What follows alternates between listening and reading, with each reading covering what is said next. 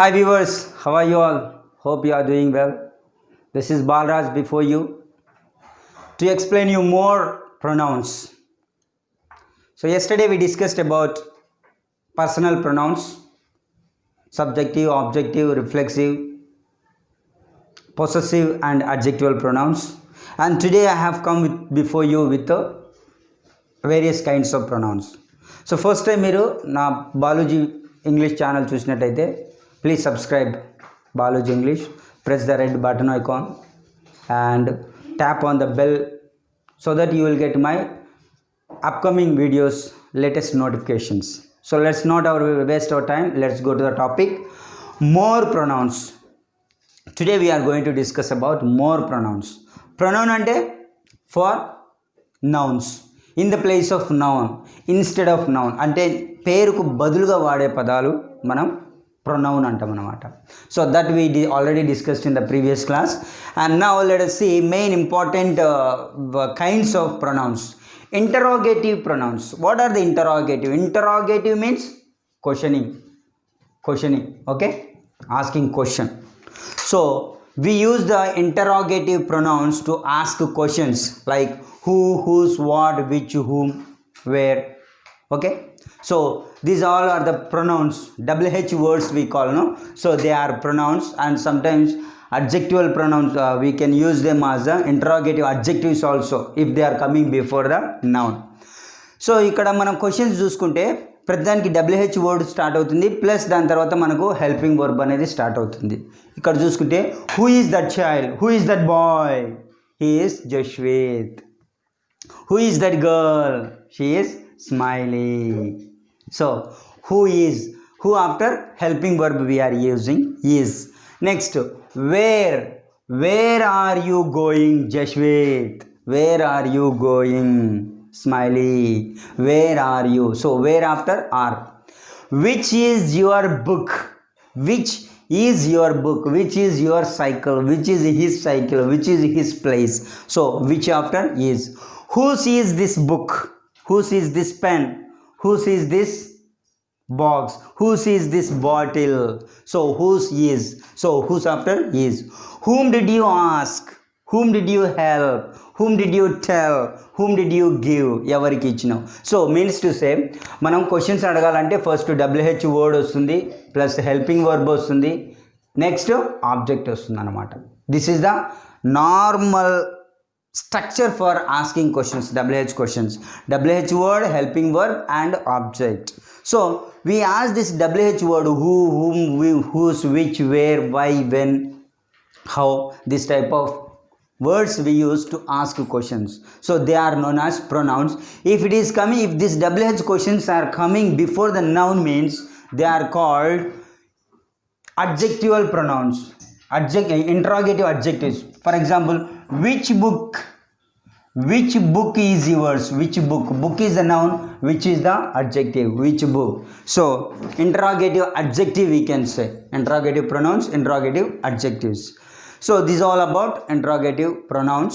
Next we have demonstrative pronouns. Demonstrative means words that point nouns, showing the nouns. Means దగ్గర ఉండేదానైతే this అంటాం, అదే దూరంగా ఉంటే that అంటాం. అదే దగ్గరగా ఉండి ఎక్కువ నంబర్ ఉంటే ప్లూరల్ ఉంటే దాన్ని దీస్ అంటాం, అవే దూరంగా ఉండి ప్లూరల్ ఉంటే దోస్ అంటాం. So this, these, that, those, this, that, these, those. So ఈ విధంగా మనకు డెమాన్స్ట్రేటివ్ ప్రొనౌన్స్ ఉన్నాయన్నమాట. వాటిని తీసుకుంటే this is an excellent lesson, this is an excellent class room, this is very useful class. This అంటే ఇది అని అర్థం. అదే దట్ దూరంగా ఉండేదాన్ని that is our house, that is our house, that is a play ground. That అంటే దూరంగా ఉండేదాన్ని పాయింట్అవుట్ చేసి చెప్తున్నాం అనమాట. ఆ ప్లే గ్రౌండ్ను పాయింట్అవుట్ చేస్తున్నాం కాబట్టి దట్ అంటున్నాం, దగ్గర ఉంది కాబట్టి దిస్ అంటున్నాం. అదే దూరంగా ఉండే వస్తువులు చెప్పాలంటే దగ్గర ఉండే వస్తువులను these are delicious snacks, these are very riped mangoes, these are riped mangoes, these are అంటే ఇవి, దీస్ ఆర్ యూస్ఫుల్ బుక్స్, ఇవి ఉపయోగకరమైన పుస్తకాలు. అదే దూరంగా ఉండే వస్తువుల గురించి చెప్పాలంటే దోస్ ఆర్ అవి, those are my books, those are our classrooms, those are our houses, those అంటే దిస్ అంటే ఇది, దీస్ అంటే ఇవి, దట్ అంటే అది, దోస్ అంటే అవి. So these are called demonstrative pronouns. Next we have indefinite pronouns. Indefinite pronouns means words that stand for noun whose number is not known. We don't know the exact number of the nouns, but we use. So for example, some అంటే particular number అని చెప్పలేము, ఎంతమంది అయినా కావచ్చు. Most అన్న ఎంతమంది అయినా కావచ్చు. ఆల్ అంటే it's not a fixed number. One some ఎవరో వన్ అంటే ఇది, this is the definite. Okay, so if you take examples, everybody appreciated. Everybody అంటే ప్రతి ఒక్కరు, ఎంతమంది we do not know, indefinite number అనమాట. Everybody appreciated the song, everybody appreciated my performance, everybody appreciated my way of playing. Everybody అంటే ప్రతి ఒక్కరు అంటే దాంట్లో మనం పర్టికులర్ నెంబర్ ఏం లేదనమాట. Most of the grapes were ripe. Most అంటే చాలా అని అర్థం. చాలా అంటే అవి ఇన్ని చెప్పలేమన్నమాట. So that is also indefinite. All of us went there. మేమంతా అక్కడికి వెళ్ళాము. ఆల్ ఆఫ్ అస్, మేము అంటే it's not fixed figure, it's not definite. Some of his books were good. Some of his books did not count, but some books are good. So ఈ some, all, most, everybody, everyone. So these all are indefinite pronouns. They are not definite, they are not the exact number, so we call them as indefinite pronouns. Next we have distributive pronouns. Words that refer to a single noun or a group one at a time. So distribute అంట, ఒక noun కానీ లేకపోతే group of nouns 2-3 ఉంటే వాటికు distribute అవుతాయి అన్నమాట. For example each, either, neither. Each of the students, ఇక్కడ మనకు each అనేది సింగులర్ వస్తుంది, వర్బ్ కూడా మనం సింగులర్లోనే తీసుకోవాలి. So we should not take plural verb. Each of the students, one of my friends, one of my friends is coming from Hyderabad. So here if you take each of these students అనేది plural, కానీ మనం అక్కడ have అని తీసుకునే chances ఉన్నాయి. But students, each of the students అంటే ప్రతి ఒక్క స్టూడెంట్ అనే మీనింగ్ వస్తుంది కాబట్టి ఇక్కడ మనం singular verb we are taking has. Either of this cars belongs to him. This car belong to him. So ఇక్కడ మనకు బిలాంగ్స్ అని వచ్చింది, అంటే third person singular. Neither of you is a trustworthy. Neither of you is a clever student. మీ ఇద్దరిలో ఎవరు clever student కాదు. Neither of you is a trustworthy. మీ ఇద్దరిలో ఎవరు నమ్మకస్తులు కాదు. వన్ ఆఫ్ మై ఫ్రెండ్స్, ఇక్కడ ఫ్రెండ్స్ అని వచ్చింది కానీ మనము ఆర్ అని రాయకూడదు. నాకు చాలామంది ఫ్రెండ్స్ ఉన్నారు, ఆ ఫ్రెండ్స్లో ఒక ఫ్రెండ్ అనమాట. One of my friends is coming from Hyderabad. నాకు చాలామంది ఫ్రెండ్స్ ఉన్నారు, ఆ ఫ్రెండ్స్లో ఒకరు హైదరాబాద్ నుంచి వస్తున్నారు. So one is coming from Hyderabad, that is the meaning. అంతేగాని ఇక్కడ ఫ్రెండ్స్ ఉందని చెప్పేసి మనం ఆర్ అనేది యూజ్ చేయకూడదు, that will be wrong. So ఇటువంటి మనకు కరెక్షన్ ఆఫ్ ద సెంటెన్సెస్లలో ఈ ప్రొనౌన్స్ అడిగే ఛాన్సెస్ ఉన్నాయి. సో కేర్ఫుల్గా అబ్జర్వ్ చేయండి.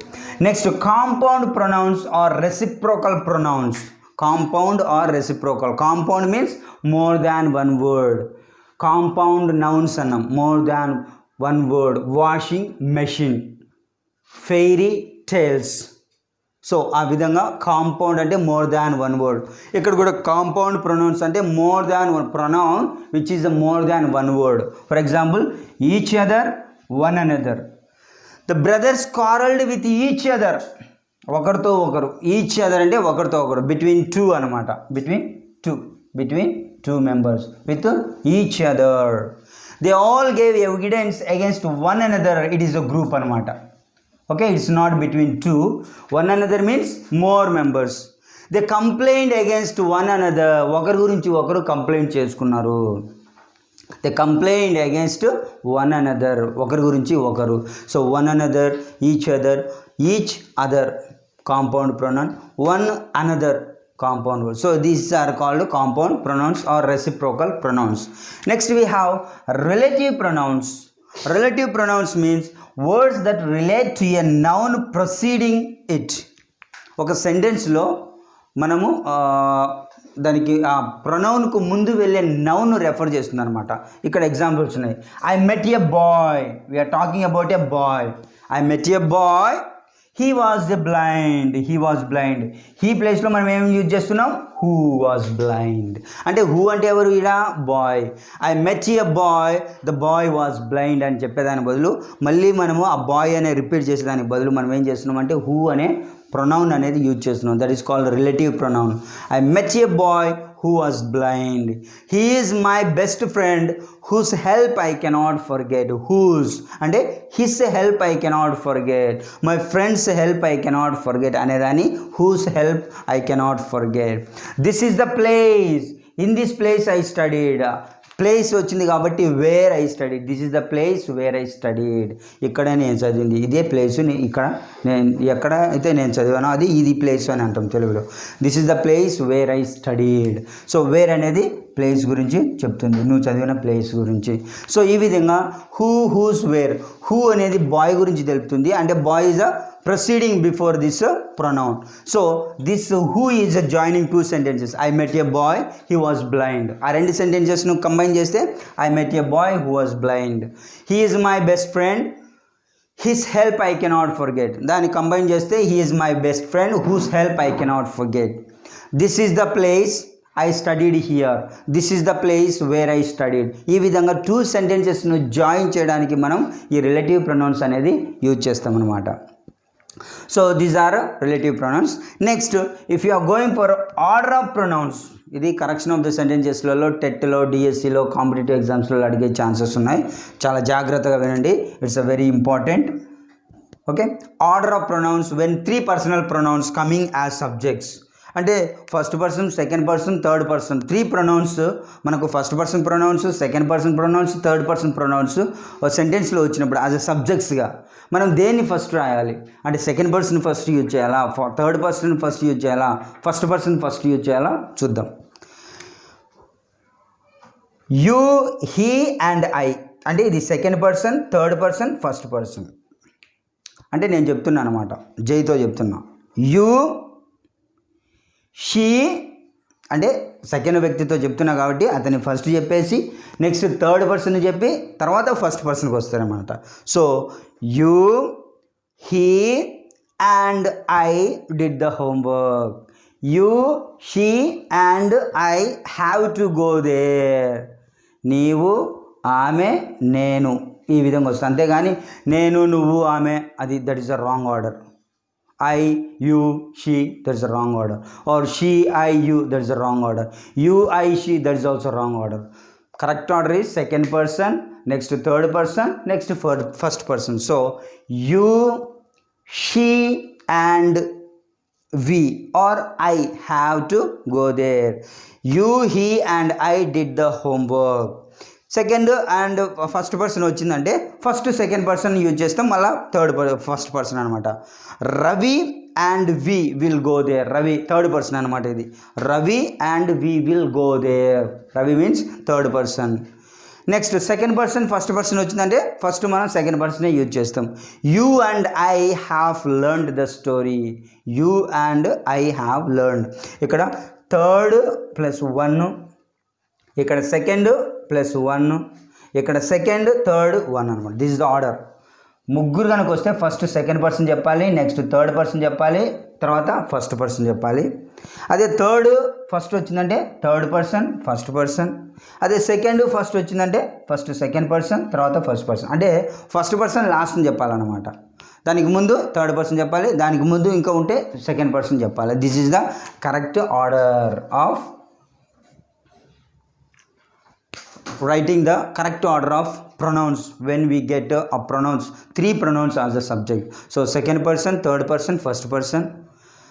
Second person లేకపోతే థర్డ్ పర్సన్ ఫస్ట్ పర్సన్. అదే థర్డ్ పర్సన్ లేకపోతే సెకండ్ పర్సన్ థర్డ్ పర్సన్. అదే ఫస్ట్ పర్సన్ మిస్ అయిందంటే second person third person. You and he has to go there. You and he has to go there. You and second and third. Okay, this is the proper order of this pronouns. So these are very very important for competitive exams. I think I have cleared some of your doubts. Yeah, this is what about this is all about more pronouns. So tomorrow we'll discuss some more about these pronouns. Okay, and if you have still doubts, please leave them in comment section. And if this video is really useful for you, please don't forget to share and promote Baluji English. Thank you for giving me this golden opportunity.